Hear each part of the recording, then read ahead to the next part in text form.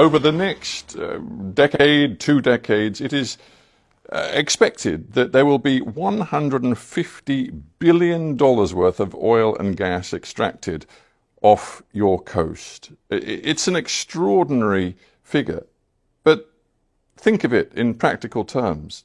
That means, according to many experts, more than 2 billion tons of carbon emissions will come from your seabed, from those reserves, and be released into the atmosphere.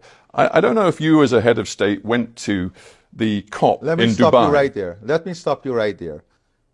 Do you know that Guyana has a forest forever that is the size of England and Scotland combined?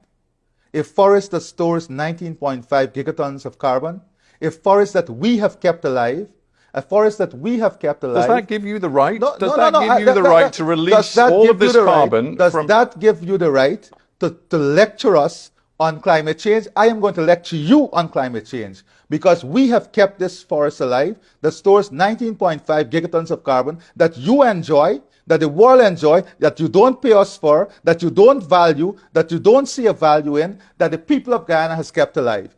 Guess what? We have the lowest deforestation rate in the world. And guess what? Even with our greatest exploration of the oil and gas resource we have now, we will still be net zero. Guyana will still be net zero. Isn't there a cynicism here in Georgetown, best expressed by your vice president, who said recently, because there is this climate change imperative to decarbonize, our policy is to get as much oil out of the ground as quickly as possible. Now, he said, that's harsh for those who think that you should be environmentally sound, but that is the reality of it. Those were very honest words from your vice president. And that is what we are, honest. We are practical. So you're rushing to get this oil out before any deal is done, to quote Dubai COP, to transition away from oil and gas. You can say we are rushing, but we are very practical. We have this natural resource, and we are going to aggressively pursue this natural resource because we have to develop our country.